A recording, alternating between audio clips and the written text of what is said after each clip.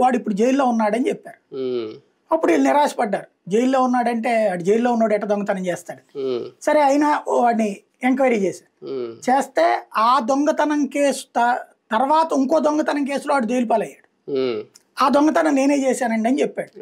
ఎట్లా చేసేవారు అంటే పైన పడుకుని ఉన్నాను నేను, మీ గార్డ్ అక్కడ అవతలకి వెళ్ళి దాక్కుంటూ ఇదే పడుకుంటుంటాడు, 12 దాటాక సౌండ్ చేయకుండా తాళం తీయడం నాకు వచ్చు, తీసి నేను లోపలికి వెళ్ళి వెనక్కి తిరుగుతున్న టైంలో గబక్కన సమ్మెట తగిలింది, నేను తుడిచేయడం నాకు అలవాటు, సమ్మెట తగిలింది, ఆ సమ్మెట గబక్కన అట్లా పట్టుకున్నాను, అది కూడా మిగతా తుడిచాను, ఒక్క ఫింగర్ ప్రింట్ అక్కడ పడుద్ది అనుకోలేదు, అది కనిపెట్టారు అన్నటువంటిది ఇప్పుడు మీరు చెప్పిన దాన్ని బట్టి నాకు అర్థమైందండి అని అది చెప్పాడు.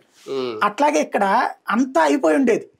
ఎప్పుడైతే గంగిరెడ్డి చేసిన పొరపాటు ఏంటంటే మర్డర్ చేసిన దస్తగిరి వీళ్ళ ద్వారా శవాన్ని అవతలకి తీసుకెళ్ళి ఉంటే తగలబెట్టేసి ఉండేవాడు, అసలు ఇష్యూస్ ఉండేవి కాదు. కానీ భాస్కర్ రెడ్డిని వీళ్ళని కూడా చేయబట్టమన్నాడు. పట్టినప్పుడు వెనకాల ఇట్లా చేయి పెట్టగానే ఏళ్ళు లోపలికి వెళ్ళినాయి బ్రెయిన్ దగ్గర, వెంటనే తల వెనకాల, వెంటనే ఏంది ఇది కింద పడితే ఎట్టేందుకు ఉంటుందయా ఆగని చెప్పేసి, ఇట్స్ మర్డరు పోలీసులతో చెప్పండి ఆగండి అని చెప్పేసి ఆపేశారు. వాళ్ళు ఆపబట్టి అది పోలీసులు అప్పటికి రాబట్టి అది పోస్ట్ మార్టం మర్డర్ అని తెలియదు, ముందట్టా తెలియలేదు. ఇది కూడా ఉంటది కదా దాంట్లో. Police CBI first Sudha Singh investigation లోనే తెలిసింది ముందు బ్లడ్ ఇదంతా ఉంది,